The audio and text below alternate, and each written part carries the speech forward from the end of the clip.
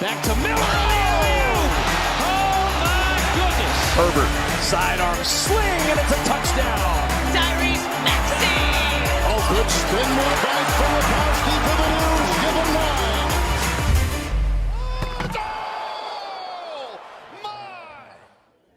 Hello, everybody, and welcome back to the Beef Upfront podcast here on Pick Swap Media. This is your host, Ryan Coyle, back today with the final episode to the lead up of the college football season, part of our college football preview series that I've been running.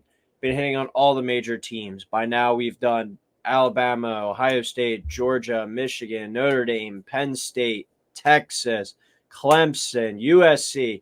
And today is the final episode.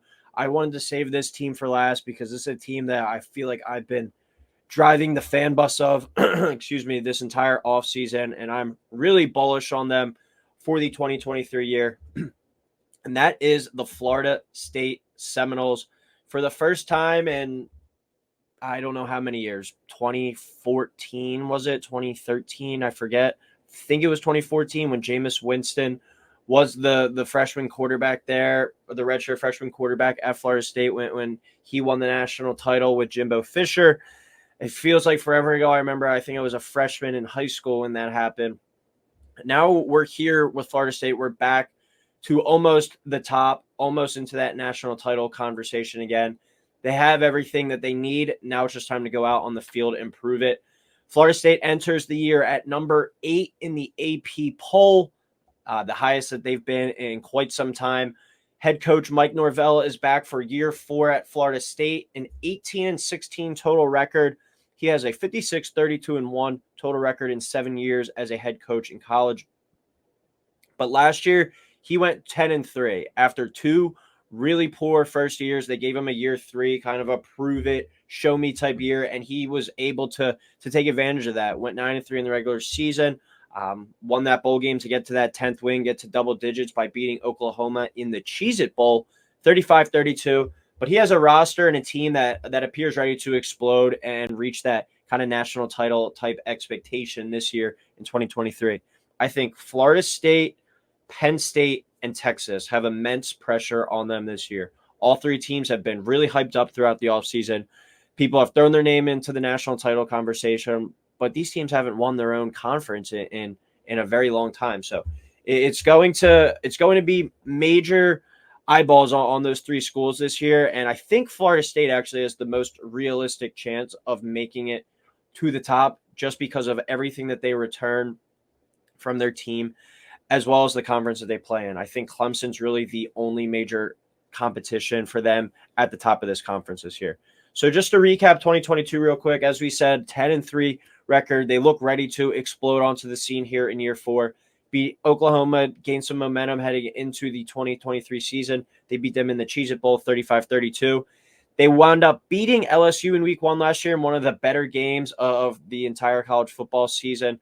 It was the blocked extra point or blocked field goal, whatever it was down the stretch that really was the difference maker. And LSU went on to win the SEC West. So that was a great win for the program. And actually all 3 of Florida State's losses last year were in a row to Wake Forest, NC State, and Clemson. They lost those games, their 3 games that they lost last year, by a combined 18 points. So an average margin of defeat in their 3 losses last year was only 6. But when Florida State won games last year, they dominated. Florida State was winning, when Florida State won last year, they dominated football games. Their average margin of victory last season was 21.9 points per game. So when they won, they were beating people's ass. When they lost, it was close. Average margin of defeat, only 6 points per game. So this was a team at their best, one of the top teams in college football. And when they found ways to lose, they still were kind of right there in it till the end. So it's a team, as we touched on, huge expectations entering the year. They enter this season at plus 150 to win the ACC, plus 320 to make the playoffs, and plus 2,000, so 20-1 to win the college football playoff this year. Those are the 8th best odds in the country. And I think that might be worth a sprinkle, in my opinion. When you look at the losses of this team, the key losses, they only had one guy actually get drafted last year, and that was 5th round safety Jamie Robinson to the Panthers. So essentially, this team returns basically all their key players, or at least NFL talent, from a from a 10-3 squad last season, and that includes quarterback Jordan Travis. This team returns 14 out of 22 starters, 6 on the offensive side and 8 on the defensive side. But Florida State also returns 11 all ACC selections from last year's roster, and they also brought in 11 key transfers that are going to be in the mix for plenty of playing time as well. So a lot of returning continuity, but also some new talented faces in place as well that can help Florida State, I think, get over the top and make that proverbial leap to the king of the ACC. When we switch our focus now, we'll be on through the offense, defense, and then the schedule prediction for this team. When you look at the offense, experience is the name of the game this year for this Florida State group. They're led by Jordan Travis at the quarterback spot, who's entering his 4th season as a starting quarterback for the Seminoles, his 6th year in college. So this is a guy that's been around the block once or twice. Travis threw for 3,214 passing yards last season and 24 passing touchdowns. And then he added 417 yards on the ground and 7 rushing touchdowns as well. So Travis is entering this year as a legit Heisman candidate. He's at plus 1,400 right now. Those are tied for the 4th best odds in the country. And then along with Jordan Travis returning, they also returned their top running back last year in Trey Benson, who led the ACC in 6.4 yards per carry in 2022. And they returned Johnny Wilson, the top receiver from last year's team, who had 897 receiving yards and also averaged 20.9 yards per catch. So a big play experience. So back in the fold, experience, as I said, is the name of the game with this Florida State team. This is an offense last year that ranked 15th in points per game, 13th in rushing yards per game, 28th in passing yards per game, and 10th in total offense. So a super balanced offense led by Jordan Travis. And they're bringing back their 3 biggest playmakers, Travis, Benson, and Wilson. So their big 3 is back. And then just to put the cherry on top of all of that, they might have the best offensive line in the entire ACC, maybe a top 5 to 10 offensive line in the entire country. This is a pretty insane stat. Florida State is returning all 5 offensive line starters from last year, who combined to start 44 games last season, and they also, as a unit, have combined 206 starts on the offensive line to their names throughout their college career. That's just insane in today's day and age with the portal and guys coming in, going out, guys needing to play early in their career or transferring out of somewhere. This is a group that has the most continuity, arguably, in the country, besides maybe Michigan. But 44 starts combined last season amongst the offensive linemen and 206 starts to their name. Those are pretty wild numbers for college football in the age of 2023. So the offensive line combined with returning their quarterback, their star running back, and their star receiver, you can't ask for much more on the offensive side of the ball than Florida State has right now. And then a couple other guys to look out for this team. Look out for tight end Jaheim Bell. He was a transfer from South Carolina. He's going to be the main pass-catching tight end for this team. And then wide receiver Kentron Poitier, I believe is how you pronounce his name. 6'3" wideout. He adds kind of another potential dimension to this offense. He's been with Florida State the past 2 years, has limited stats, but rumors and reports through camp and kind of the spring, he's ready to step up and emerge as a potential top option in this passing game. And he's a 6'3" kind of basketball forward type of receiver. He's going to be like the jump ball guy, kind of throw it up and let him go make a play. I think that's something that this offense might have been missing. And if he's able to step up into that role, this offense could be even more dangerous. So 5 starters on the offensive line, or 5 at least key contributors from last year, as well as their quarterback, running back, and receiver. This is a team that's loaded on the offensive side of the ball. Then when we switch over to the defense brings back 8 starters from last year, including their star player on that defense, which was edge rusher Jared Verse, who was viewed as a top 15 pick in the draft if he entered, but he stunned everyone and decided to come back after a 9-sack season in his first year playing at the FBS level after transferring in from FCS Albany. So he's now in his 2nd year where he's had a full year to develop in an ACC program, going against that great offensive line in practice, having an FBS level kind of facilities, workout plan, diet, everything in between. I think he has another level to his game that he could potentially take and go over that 9-sack mark and be a double-digit sack type guy. The ACC Defensive Rookie of the Year returns as well with Patrick Payton. He returns to rush off the edge opposite of Verse. And then the defensive tackle duo of Fabian Lovett and Joshua Farmer is a stout defensive tackle duo on the inside. They also brought in a pair of defensive tackles from South Carolina and Miami in the portal. So 2 more talented faces in the fold on this defense. Linebacker probably viewed as the weak spot on this team. But Tatum Bethune and Laken Deloach, I believe is how you say both their names, should be a pretty solid 1-2 punch in the middle of the defense. They just have to be serviceable. The defensive front's going to be really good. They kind of just got to be the guys there to clean up the trash and make the tackles.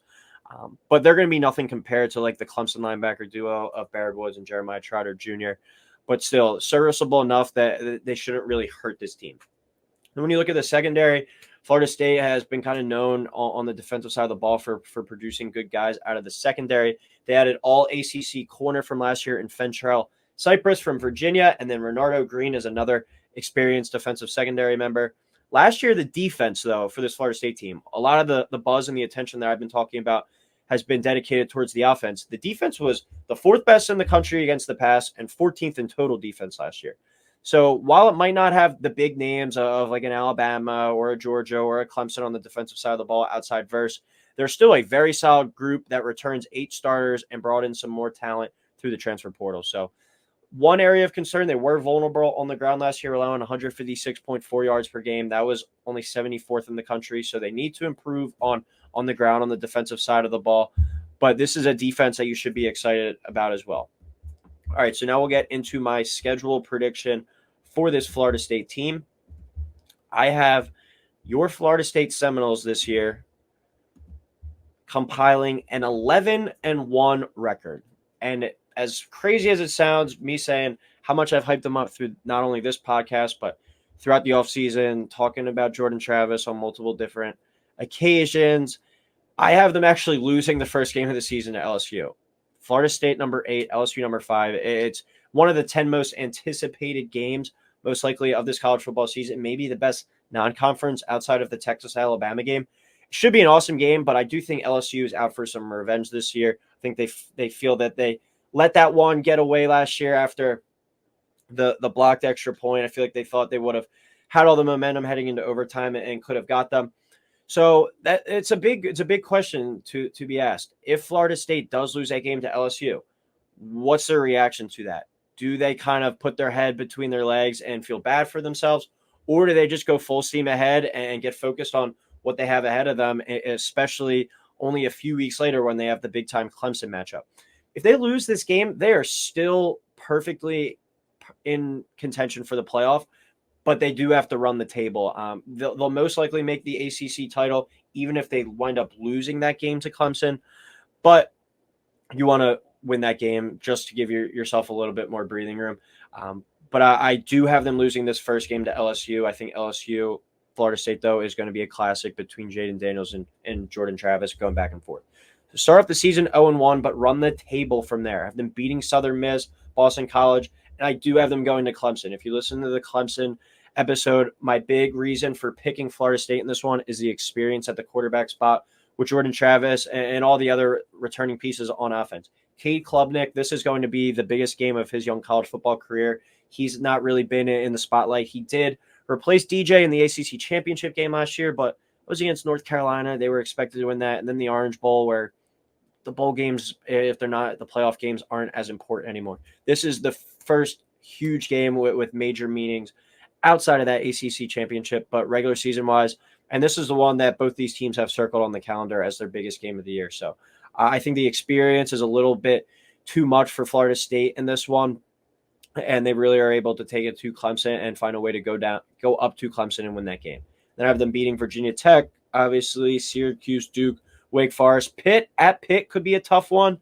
But I do have them finding a way to win that game, beating Miami, beating Northern Alabama, and then beating Florida as well. So that brings us to an 11-1 record, for Florida State this year. And then that would obviously get them into the ACC title game, running the table undefeated there in the conference. ACC is not doing divisions anymore, so it'll just be the top 1 and 2 teams. So we're most likely looking at a Florida State-Clemson rematch in the ACC title game. The Florida State is the second best odds to win the ACC at plus 150. Clemson's the first best at plus 145. So they're both there right neck and neck to each other. Florida State actually is one spot higher in the AP poll. But then below that, you have North Carolina at plus 1,000 And then Louisville is at plus 1,000 as well for the next teams in the mix for the ACC crown. So this is really viewed as a 2-horse race, and it looks like we'll most likely be getting a rematch if everything goes to plan between Florida State and Clemson in the college football or in the ACC championship, and most likely with a berth to the college football playoff on the line in that game. So really excited to track both these teams throughout the season. But I am looking at this Florida State team with the experience, especially a quarterback and on the offensive line. You hear everyone talk about that. Offensive line experience and continuity is arguably the biggest thing in terms of success to an offense outside of a quarterback, and a defense that brings back 8 starters and some key guys. I'm really bullish on this Florida State team, and I think once I hop off this podcast, I might actually go throw a little sprinkle on them at plus 2,000 to win the college football playoff this year. I don't think it's out of the realm of possibilities at all, and I think you could certainly go waste $10 on something else somewhere. You could go buy a Chipotle burrito tomorrow for $10, or you could go place a $10 bet on Florida State to win the national championship this year. It's your call, but I think as we get closer and closer to kickoff, I'm growing towards Florida State actually being my team to win it all, even if they lose that week 1 game to LSU.